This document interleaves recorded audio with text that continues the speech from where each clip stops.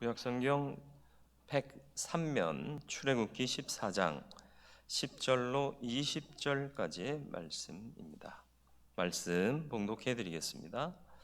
바로가 가까이 올 때 이스라엘 자손이 눈을 들어 본즉 애굽 사람들이 자기들 뒤에 이른지라. 이스라엘 자손이 심히 두려워하여 여호와께 부르짖고 그들이 또 모세에게 이르되 애굽에 매장지가 없어서 당신이 우리를 이끌어내어 이 광야에서 죽게 하느냐? 어찌하여 당신이 우리를 애굽에서 이끌어내어 우리에게 이같이 하느냐? 우리가 애굽에서 당신에게 이른 말이 이것이 아니냐? 이르기를 우리를 내버려 두라. 우리가 애굽 사람을 섬길 것이라 하지 아니하더냐? 애굽 사람을 섬기는 것이 광야에서 죽는 것보다 낫겠노라. 모세가 백성에게 이르되 너희는 두려워하지 말고 가만히 서서 여호와께서 오늘 너희를 위하여 행하시는 구원을 보라. 너희가 오늘 본 애굽 사람을 영원히 다시 보지 아니하리라. 여호와께서 너희를 위하여 싸우시리니 너희는 가만히 있을지니라. 여호와께서 모세에게 이르시되 너는 어찌하여 내게 부르짖느냐? 이스라엘 자손에게 명령하여 앞으로 나아가게 하고 지팡이를 들고 손을 바다 위로 내밀어 그것이 갈라지게 하라. 이스라엘 자손이 바다 가운데서 마른 땅으로 행하리라. 내가 애굽 사람들의 마음을 완악하게 할 것인즉 그들이 그 뒤를 따라 들어갈 것이라. 내가 바로와 그의 모든 군대와 그의 병거와 마병으로 말미암아 영광을 얻으리니 내가 바로와 그의 병거와 마병으로 말미암아 영광을 얻을 때야 애굽 사람들이 나를 여호와인 줄 알리라 하시더니 이스라엘 진 앞에 가던 하나님의 사자가 그들의 뒤로 옮겨가매 구름 기둥도 앞에서 그 뒤로 옮겨 애굽 진과 이스라엘 진 사이에 이르러서 서니 저쪽에는 구름과 흑암이 있고 이쪽에는 밤이 밝음으로 밤새도록 저쪽이 이쪽에 가까이 못하였더라. 아멘. 오늘도 말씀 앞에 섭니다. 주의 말씀을 통하여 우리의 믿음을 돌아보게 하시고 우리의 삶의 방향을 정하게 하여 주시옵소서. 은혜 주시기를 예수 그리스도의 이름으로 기도드리옵나이다. 아멘. 너희는 가만히 있을지니라. 불가항력이라는 말이 있습니다. 우리의 힘으로는 도저히 당해낼 수 없는 상황을 얘기하죠. 인간의 힘만으로는 도저히 저항해 볼 수 없는 힘이라는 뜻입니다. 아마 전염병, 특별히 이렇게 전염성이 강하고 조금 위협적인 전염병들도 불가항력일 겁니다. 치료제 개발은 하고 있다고 하지만 정작이 보여지고 사용하게 될 것은 연말이나 내년 초쯤 될 거라고 하니까 사람들의 불안은 더욱 증식되는 것 같아요. 인간은 때로 어려운 위기를 만났을 때 무엇을 해야 할지 알지 못하거나 혹시 알더라도 그것을 할 수 있는 힘이 내게 없다는 사실 때문에 내가 그것을 극복할 수 없다는 생각 때문에 무능력함을 깨달을 때가 있습니다. 이 무능함을 깨달을 때 어떤 사람은 실망하고 어떤 사람은 낙심하고 또 그것 때문에 두려움에 빠지기 일쑤입니다. 우리 사회가 아마도 이런 상황이 아닌가 싶습니다. 그런데 또 믿지 않는 사람들 가운데서도 이러한 불가항력적인 상황 속에서 두려움 없이 사는 사람도 있어요. 물론 그들은 믿음으로 사는 게 아니라 호기로 살죠. 그러나 우리 믿는 사람들은 두려움에 빠질 것이 아니라 낙심할 것이 아니라 하나님을 기대해야 할 줄로 믿습니다. 오늘 제목 너희는 가만히 있을지니라 한 제목이 말 그대로 너희는 가만히 있어라는 의미가 아니에요. 가만히 있는다는 것은 너희들의 마음이 먼저 앞서지 말게 해라는 얘기예요. 들뜨지도 말고 분노하지도 말고 사람들이 너무 조급하고 너무 빨리 판단해요. 아직 죽지도 않았는데 이제 우리 죽었다 그래요. 아직 안 죽었잖아요. 살아있으면 죽었다는 얘기 하지 말아야 되지. 근데 이미 모세에게 항변하는 이스라엘 백성들이 뭐라고 그래요? 우리를 다 여기서 죽이려고 언제 죽이겠다고 그랬어요? 지금 죽었어요? 아니잖아요. 많은 사람들이 위기가 하나님이 역사하실 기회임을 놓치는 때가 많습니다. 우리에게 닥친 상황이 불가항력적이라면 모든 것을 하실 수 있는 힘이 있는 하나님을 의지해야 할 것입니다. 그런데 많은 사람들이 이러한 불가항력의 상황이 발생하면 방법을 찾기보다는 누구 잘못이냐, 누구 때문이냐 이런 것 찾아요. 지금 이런 사태가 벌어진 게 무능한 정부 탓이래요. 여러분도 그렇게 생각하십니까? 중국 때문이래요. 여러분 그렇게 생각하십니까? 몰라요. 저는 어떻게 누구 때문이고 무엇 때문이고 어떤 이유 때문인지는 알 수 없어요. 그러나 무엇을 해야 할지는 압니다. 기도하고 이런 상황 가운데서도 예배해야 돼요. 여러분 오해하지는 마세요. 예배 안 합니다 라는 말은 절대 사용하시면 안 돼요. 예배는 항상 우리는 하는 존재예요. 내가 서 있는 곳 어디서나 모이느냐 모이지 않느냐의 문제이지 예배 안 하느냐 하느냐의 문제가 아니라는 사실을 잊지 마시길 바라요. 최소 인원이라고 그랬는데 최다 인원인 것 같기도 하고, 영상으로 예배해도 진정으로 정말 영의 이끄심을 간절히 사모하며 드리면 예배입니다. 홀로 예배할지라도 다니엘처럼 예배하시면 하나님이 기뻐 받으실 줄 믿습니다. 그래도 위기 가운데서도 나는 주의 전에서 예배하겠노라 하면 하나님이 또한 기뻐하실 겁니다. 여론이 마치 모여 예배하면 전파자가 될 거라고 이렇게 호도하고 있는데 그것이 중요한 건 아니에요. 제가 두려워하는 건 제가 감염되는 게 두려워할 것이 아니라 혹시나 내가 확진자가 돼서 전파자라고 그렇게 뭐라고 그러죠? 인정될까봐 그게 두려운 거죠. 내가 걸리고 또 혹시 부르시면 가면 아무 문제 없어요. 왜요? 하나님 믿다가 죽으면 하나님이 책임지실 거예요. 모세가 왜 이들을 이끌어냈죠? 이들은 이미 애굽에서 하나님의 역사를 보았습니다. 10가지 재앙을 내리실 때에 하나님이 살아계심을 확인했어요. 그래서 우리가 이곳에서 노예 생활하는 것을 아시고 이제는 해방하시기 위해 모세를 보내사 우리로 출애굽하게 하셨다는 사실을 분명히 인지했습니다. 그래서 하나님의 그 인도하심을 따라, 다시 말하면 모세를 따라, 모세는 하나님의 사람인데 그를 따라 발행하여 출애굽한 겁니다. 그런데 지금 진퇴양난의 상황에 빠졌다고 모세를 힐난하고 있는 거예요. 누구 때문입니까? 아닙니다. 무엇을 해야 할 것인가를 찾으시면 됩니다.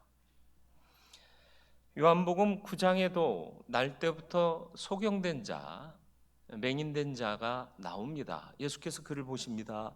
제자들이 묻습니다. 저가 날 때부터 맹인된 것이 자신의 잘못입니까? 부모의 잘못입니까? 요한복음 9장 1절 3절 1절로부터 3절 예수께서 길을 가실 때 날 때부터 맹인된 사람을 보신지라 제자들이 물어 이르되 라삐여 이 사람이 맹인으로 난 것이 누구의 죄로 인함이니까 자기니까 그의 부모니까 예수께서 대답하시되 이 사람이나 그 부모의 죄로 인한 것이 아니라 그에게서 하나님이 하시는 일을 나타내고자 하심이라. 누구의 잘못이냐를 따지다 보니까 우리끼리도 싸워요. 왜 니네는 예배하느냐? 예배는 하는 거라니까. 왜 모이느냐라는 얘기겠죠. 모이고 안 모이고가 논쟁거리가 될 이유가 없어요. 내가 선택하면 되는 거예요. 내가 좀 약하다. 그러면 영상 예배를 통해서 예배하면 돼요. 그리고 또 말씀드린 대로 교환 나눠드리니까 그거 보시면서 말씀 묵상하면서 예배하시면 돼요. 아무 문제가 없어요. 그거 갖고 싸울 이유가 없는 겁니다. 사람들은 문제를 만났을 때 누구의 탓인가를 따지고 책임을 전가하려고 합니다. 그러나 하나님의 뜻은 그것이 아니라는 거예요. 어떻게 하나님께서 행하셔서 지금의 상황이 어떻게 바뀔 것인가를 기대하고 가만히 볼 수 있는 믿음이 필요한 것입니다. 어제 원로 목사님께서 제게 사진을 하나 보내주셨어요. 한번 보시겠습니까? 미국에 코로나가 이제 미국에도 발병을 했지 않습니까? 조나단 윌리엄스라는 부통령을 중심으로 TF팀이 꾸려졌어요. 그 팀이 모여서 기도하고 자기들의 사명을 시작하는 거예요. 정부 요원들이에요. 정부 요인들. 방법이 없다. 인간으로서는 기도하자. 하나님이 하셔야 된다. 이게 맞아요. 근데 우리는 누구 때문이다 그러면서 싸워요. 그리고 예배하지 말라는데 왜 하느냐 이러고 있어요. 좀 깊이 생각해 볼 필요가 있겠습니다. 하나님은 진퇴양난의 장소에 그들을 진치게 하셨습니다. 진퇴양난의 장소가 하나님의 역사의 장소였기 때문입니다. 출애굽한 이스라엘 백성들을 앞서 인도하셨는데요, 건너기 쉬운 곳을 건너 가나안 땅 가게 안 하셨어요. 오히려 돌이켜서 지금 홍해 앞에 진치게 하셨습니다. 근데 앞에 홍해만 있는 게 아니에요. 뒤편에는 언덕도 없어. 광야예요. 적들이 쳐들어오면 속수무책으로 당할 수밖에 없는 곳에 진치게 하신 겁니다. 14장 출애굽기 14장 2절 4절 말씀이요. 2절로 4절 이스라엘 자손에게 명령하여 돌이켜 바다와 믹돌 사이에 비하히롯 앞 곧 바알스본 맞은편 바닷가에 장막을 치게 하라. 바로가 이스라엘 자손에 대하여 말하기를 그들이 그 땅에서 멀리 떠나 광야에 갇힌 바 되었다 하리라. 내가 바로의 마음을 완악하게 한즉 바로가 그들의 뒤를 따르리니 내가 그와 그의 온 군대로 말미암아 영광을 얻어 애굽 사람들이 나를 여호와인 줄 알게 하리라 하시매 무리가 그대로 행하니라. 하나님이 아무 예고도 없이 거기다가 진치라고 하신 것도 아니고 이미 이 사건이 벌어질 것을 말씀하시면서 바닷가에 진치라 하셨습니다. 하나님은 대책 없이 일하지 않으십니다. 이런 위기 가운데도 일하시는데 언제부터 일하셨느냐? 이 사태가 발생하면서부터가 아니라 이미 그 전부터 하나님의 섭리 가운데 역사하고 계시다는 거예요. 그걸 우리는 놓쳐요. 그러니까 현재 우리 일만 보고 일희일비하면서 우리의 마음이 들뜨기도 하고 분노하기도 하고 낙심하기도 하고. 이스라엘 백성을 내보낸 것 뒤늦게 후회한 바로가요, 병거 600승, 병거만 600, 애굽의 모든 병거를 동원하고 장관들이 다 거느리는 부대를 이끌고 이스라엘 백성들을 뒤쫓아 왔습니다. 말씀드렸듯이 광야에 피할 곳이 없어요. 아픈 바다에 어떻게 할까요?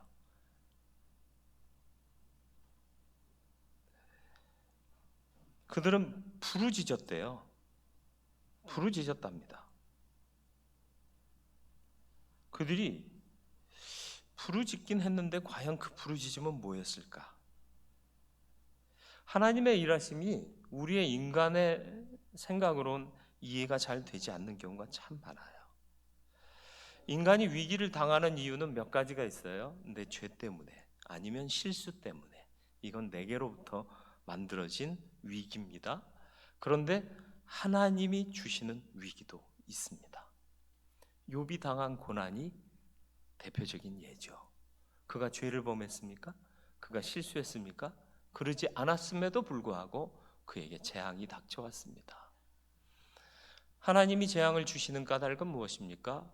믿음을 더욱 견고케 하고 하나님에 대한 믿음을 더욱 공고히 하게 하시기 위함입니다. 우리는 과연 그런 믿음으로 살고 있습니까? 뒤로 물러서지 않기를 바랍니다. 예배 안 하니까, 교회 안 가니까 널브러져 계시지 마세요. 정한 시간에 예루살렘을 향하여 창문을 열고 다 들어라 하듯이 핍박하는 가운데, 위협 가운데에서도 나는 주를 예배한다라는 그 모습을 드러내 예배한 다니엘처럼 예배하는 자 되시길 바랍니다. 하나님을 믿는 의인은 결코 뒤로 물러서지 않습니다. 히브리서 10장 38절 나의 이 의인은 믿음으로 말미암아 살리라. 또한 뒤로 물러가면 내 마음이 그를 기뻐하지 아니하리라 하셨느니라. 물러서지 않는다는 뜻이 무엇이겠습니까? 기억하시길 바랍니다. 그리고 깊이 성찰하시길 바랍니다. 심히 두려워하고 여호와께 부르짖고 라고 10절 말씀에 나오고 있습니다. 10절 말씀을 그냥 읽으면 이 사람들이 부르짖어 기도했네? 라고 오해할 여지가 너무나도 많아요. 기도는 뭐죠? 하나님을 신뢰하기 때문에 하나님께 맡긴다는 겁니다. 그러면 기도한 후는 기도하기 이전보다 어떻게 돼야 되죠? 침착해져야 돼요. 흥분해서 기도했다면 기도하고 나면 침착해져야 돼요. 왜요? 이 일을 맡겼으니까. 하나님이 하실 거니까. 내 기도 들으시니까. 하나님이 역사의 주관자시니까. 이 믿음으로 기도하는 거잖아요. 그냥 그냥 내 안에 있는 거 스트레스 해소하기 위해서 따발리는 게 기도가 아니지 않습니까? 그러면 달라져야 되는 거예요. 기도 이전과 기도 이후는 지금 이 애굽의 군대들이 몰려오는 상황을 이스라엘 백성들이 봤어요. 놀랐습니다. 화가 나요. 분노해요. 그리고 당황해요. 괴로워요. 슬퍼요. 낙심돼요. 그러나 만약에 이 부르짖음이 기도였더라면 모세 앞에 나와 우리가 이제 어떻게 할까요? 하고 물었어야 돼요. 그런데 이들의 반응을 보시겠습니까? 11절로 12절 말씀이요. 그들이 또 모세에게 이르되 뭐예요? 바로 앞이 뭐예요? 10절 마지막 여호와께 부르짖고 그들이 또 모세에게 이르되 애굽에 매장지가 없어서 당신이 우리를 이끌어내어 이 광야에서 죽게 하느냐? 어찌하여 당신이 우리를 애굽에서 이끌어내어 우리에게 이같이 하느냐? 우리가 애굽에서 당신에게 이른 말이 이것이 아니냐? 이르기를 우리를 내버려 두라. 우리가 애굽 사람을 섬길 것이라 하지 아니하더냐? 애굽 사람을 섬기는 것이 광야에서 죽는 것보다 낫겠노라. 정말 이 말을 모세에게 했을까요? 성경에는 기록이 안 돼 있어요. 우린 여기 있을래? 처음에는 그랬을 수 있어요. 그러나 하나님의 역사를 보고는 그들이 다 짐 싸갖고 같이 왔잖아요. 그건 뭐예요? 동의했다는 얘기예요. 동의해서 나왔으면 그걸로 끝난 거예요. 이미 난 안 했는데 이런 말은 의미 없어요. 떠나서 같이 왔으면 동의한 거예요. 나도 의견을 같이 한 겁니다. 그럼 끝난 거예요. 난 안 했는데. 그래서 어쩌자고. 웃기는 일이에요. 그리고 하나님께 부르짖었다면 하나님께서 응답하시고 하나님께서 어떻게 하실 것을 믿으면 우리가 어떻게 할까요? 하나님께서 우리에게 무엇을 하기를 원하시나요? 하고 지도자에게 와서 물어야죠. 근데 우리를 죽게 하려고 여기 데리고 왔니? 원망하고 있잖아요. 기도할 수 있는데 라는 찬양이 있잖아요. 그죠? 그 가사를 좀 음미해 볼 필요가 있어요. 기도할 수 있는데 왜 걱정하십니까? 기도하면서 왜 염려하십니까? 주님 앞에 무릎 꿇고 간구해 보세요.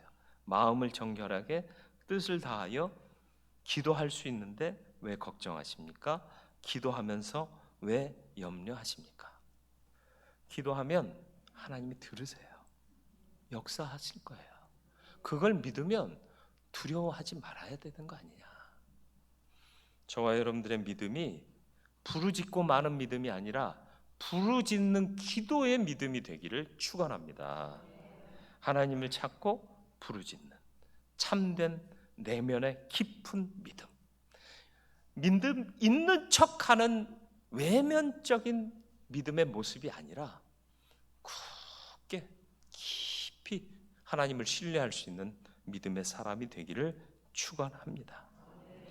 위급한 상황인데 모세가 그렇게 따져드는 백성들한테 뭐라고 말해요? 가만히 있을지니라 그래. 가만히 있을지니라. 앞서도 말씀드렸듯이 가만히 있는다는 게 뭐예요? 두 손 놓고 그냥 가만히 쳐다보라는 얘기가 아니에요. 가만히 있는다는 건 뭐예요? 네가 흥분해하지 말라는 거예요. 네 판단을 앞세우지 말라는 거예요. 가만히 있어, 가만히 있어. 하나님이 일하실 거야. 봐봐. 기대하고 하나님께 눈을 돌리라는 게 가만히 있으라는 뜻이에요. 가만히 있으라는 얘기가 아니라 두 손 모으고 기도하라는 거예요. 하나님이 일하심을 기대하며 바라보라는 거예요. 네 감정이 앞서지 말고 네 판단이 앞서지 말고 너는 가만히 있고 하나님 바라보라는 거예요. 하나님께서는 모세를 대표로 하는 이스라엘 백성들을 꾸짖으세요.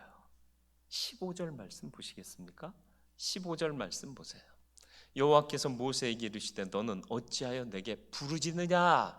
이스라엘 자손에게 명령하여 앞으로 나아가게 하고. 너는 왜 나에게 부르짖기만 하느냐? 모세가 그런 게 아니라 모세가 이끌어낸 이스라엘 백성들이 하나님 앞에 부르짖는 걸 하나님이 보셨어요. 근데 부르짖기만 하느냐라고 책망하고 계시는 거예요. 기도하면, 나를 신뢰한다면 뭔가 액션 취해야 되지 않겠니? 그게 뭐예요?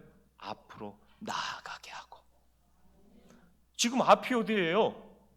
홍해예요, 홍해. 바다예요, 바다.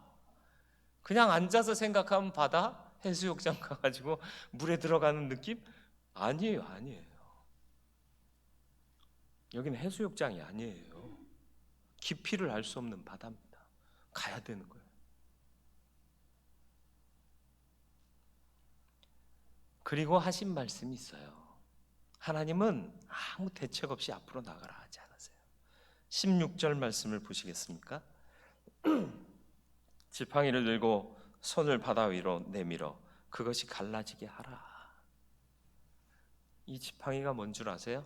모세의 지팡이요. 모세의 지팡이가 무슨 지팡이였어요? 그냥 목자의 지팡이요. 너도 나도 갖고 있었던, 목자들이 갖고 있던 흔한 지팡이였어요. 출애굽기 4장에 보면 하나님께서 모세에게 소명을 주시는데요, 난 말도 어둔하고요, 또 뭣도 못하고요, 그래서 안 되고요, 하나님과 씨름하잖아요. 못하겠다, 안 하겠다 하는데 하나님께서 그의 앞에 이적을 보여주시면서 가라 그러니까 네 하고 결단하잖아요. 그리고 돌아서는 그의 뒷모습을 기록한 말씀이 출애굽기 4장 20절인데 뭐라고 기록되어 있느냐, 같이 읽어볼까요?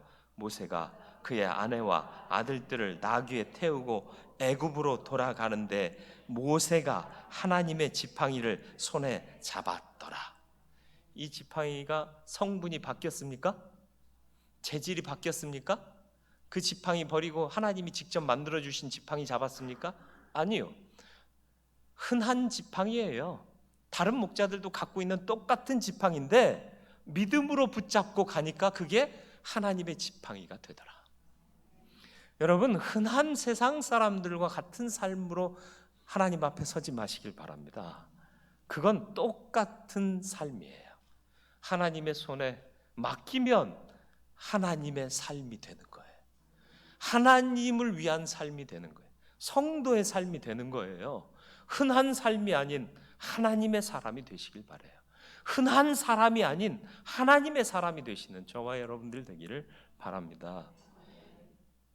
예배 모이는 것을 폐해야 하는 안타까운 상황에 한국 교회가 처해 있습니다. 믿지 않는 자들은 이해하지 못하고 오히려 비난합니다. 예배의 의미와 기독교의 정체성을 모르기 때문에 그렇습니다. 아는 사람은 어떻게 할까요? 믿음으로 서야 하는 겁니다. 모일 수 없더라도 있는 처소에서 하나님을 예배하는 자 되시기를 축원합니다. 예배 안 합니다가 아니라 우리는 어느 곳에서든지 예배합니다.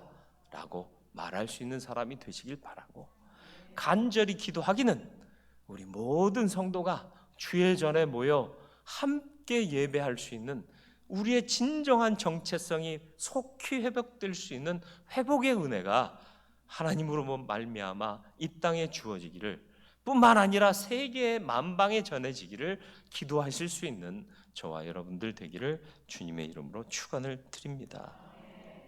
하나님은 이미 계획을 갖고 계십니다. 불가항력, 진퇴, 양난의 상황 속에서도 하나님 바라보시기를 바랍니다. 다시 말하면 믿음을 발휘하세요. 기대하고 가라 하시면 가면 되는 거예요. 그저 부르짖지 말고 기도하세요. 낙심 불안이 아닌 믿음으로 기도하시면 됩니다. 외형적 신앙이 중요하지 않아요. 내면의 깊은 신앙이 우러나오면 외면도 바뀌게 되는 겁니다. 지금 우리에게 이 깊은 신앙이 필요합니다.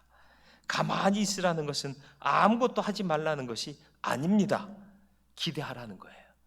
하나님의 뜻을 따라 전진하라는 겁니다. 예배를 잃어버리지 마시길 바랍니다. 오히려 더 기도하고 예배하고 더 간절해지시기를 바랍니다. 하나님께서 마침내 영광을 얻으실 것입니다. 그때 하나님 편에서 같이 영광을 누릴 수 있는 우리 모든 성도 되시기를 축원합니다. 말씀을 생각하며 함께 기도하겠습니다. 거룩하고 자비로우신 아버지 하나님, 우리가 하나님 앞에 당황하거나 분노하거나 또 설치고 있지는 않습니까? 마음을 잠잠케 하시고 하나님을 기대하며 기다릴 수 있는 하나님의 사람이 되게 하여 주시옵소서. 우리는 부르짖기만 합니까?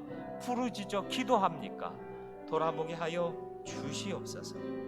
불가항력의 상황, 진퇴양난의 상황에 있을지라도 하나님이 역사하실 것을 믿고 하나님을 바라며 하나님을 기대할 수 있는 온전한 믿음이 우리 안에 있게 하여 주사 주의 영광을 나타낸 하나님의 사람들 될 수 있도록 역사하여 주옵소서. 함께 하시고 도와 주옵소서.